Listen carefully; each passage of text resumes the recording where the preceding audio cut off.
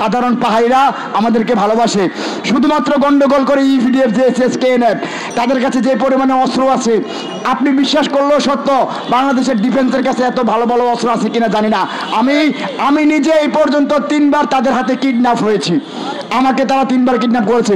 আমাদের অনেক নেতাকর্মী আছে যাদেরকে কিডন্যাপ করেছে, ছেড়ে দিয়েছে। অনেক আছে যাদেরকে মেরে ফেলেছে। এখানে 45,000-এরও বেশি বাঙালিকে 35,000-এরও বেশি বাঙালিকে পার্বত্য চট্টগ্রামে আজকে দিন পর্যন্ত হত্যা করা হয়েছে। এতটুকু নির্মমতায় লিপ্ত হলে জাতি হবে নির্লজ্জ। আমি চিৎকার করিয়ে কাঁদিতে চাহিয়া করিতে পারিনি চিৎকার, বুকের ব্যথা বুকে চাপিয়ে নিজেকেই দিয়েছি চিৎকার। অনেক আলোচনা হয়েছে আজকে সারাদিন, আলোচনা করব না। আমি একটা কথা বলে আমার আলোচনা বক্তব্য শেষ করে দেব। সেটা হচ্ছে, এই বাংলাদেশের মানুষের জানা দরকার 18 কোটি বাঙালি বাংলাদেশে বসবাস করছেন, কিন্তু পার্বত্য চট্টগ্রামে রাঙ্গামাটি, খাগড়াছড়ি, বান্দরবান এই 3 জেলাকে বাংলাদেশ থেকে আলাদা করে জুমলেট নামক একটি রাষ্ট্র গঠন করার জন্য উপজাতীয় সশস্ত্র সন্ত্রাসবাদ, ইপিডিএফ, জেএসএস, কেএনএফ এর মতো সশস্ত্র সন্ত্রাসী কর্মকাণ্ড পার্বত্য চট্টগ্রামে পরিচালিত হয়ে আসছে। আমরা পার্বত্য অঞ্চলে জন্মগ্রহণ করেছি। 1992 সালে পার্বত্য চট্টগ্রামে আমি জন্মগ্রহণ করেছি। আমি বলতে চাই, আমার বাবাও পার্বত্য অঞ্চলে জন্মগ্রহণ করেছে, আমার দাদাও পার্বত্য অঞ্চলে জন্মগ্রহণ করেছে। আমরা বাঙালিরা আদি অনন্ত থেকে পার্বত্য চট্টগ্রামে বসবাস করে এসেছি। আমাদেরকে পার্বত্য চট্টগ্রাম থেকে সরিয়ে আলাদা কোনো রাষ্ট্র পার্বত্য চট্টগ্রামকে বানানোর ষড়যন্ত্র যারা করছে তারা রাষ্ট্রদ্রোহী। আর তাদেরকে যারা সাপোর্ট করছেন, শহর থেকে কিছু সুশীল সমাজ রয়েছেন, কিছু সুশীল নেতৃবৃন্দ রয়েছেন যারা তাদেরকে সাপোর্ট দিচ্ছেন, আদিবাসী এবং বিভিন্ন শব্দ বলে তাদেরকে সহযোগিতা করছেন জুমল্যান্ড ষড়যন্ত্রের সাথে। আমরা তাদেরকে রাষ্ট্রদ্রোহী হিসাবে আখ্যায়িত করব।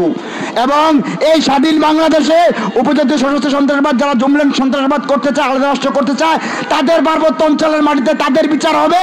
এবং স্বাধীন বাংলাদেশে ঢাকা থেকে বসে বসে যে সকল বুদ্ধিজীবীরা পার্বত্য অঞ্চলের ক্ষুদ্র নিগোষ্ঠী উপজাতিকে আদিবাসী স্বীকৃতি দিয়ে মোটা অঙ্কের বিনিময়ে তুলার মার কাছ থেকে মোটা অঙ্ক খেয়ে যারা পার্বত্য অঞ্চলকে আলাদা রাষ্ট্র করার জন্য যেসব বুদ্ধিজীবীরা ঢাকায় বসে বসে সম্মেলন করেন, বক্তব্য রাখেন, মত বিনিময় করেন, তাদেরকে বলতে চাই, এই বাংলার মাটিতে আপনাদেরকে বাংলার নতুন প্রজন্মের এই বাংলার রাষ্ট্রদ্রোহী হিসাবে আপনাদেরকে এই নতুন প্রজন্ম নিজের হাতেই আপনাদের বিচার ইনশাল্লাহ এই বাংলার মাটিতে এক সময় করবে। আমরা পার্বত্য চট্টগ্রামে বসবাস করছি।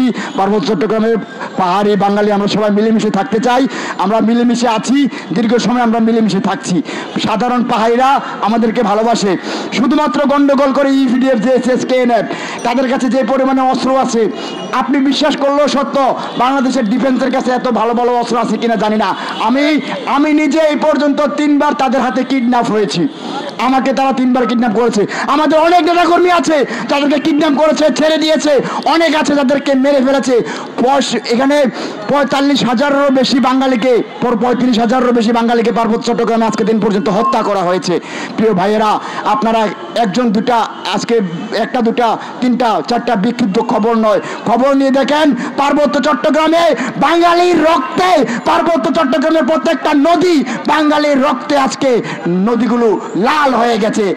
বাতাসে বাতাসে বাঙালির রক্তের যেই বারুদের যে বোমার, তাদের যে বোমার গন্ধ বাতাসে বাতাসে ভেসে চলছে। পার্বত্য চট্টগ্রামকে আলাদা করার স্বপ্ন ষড়যন্ত্র আপনারা ভুলে যান।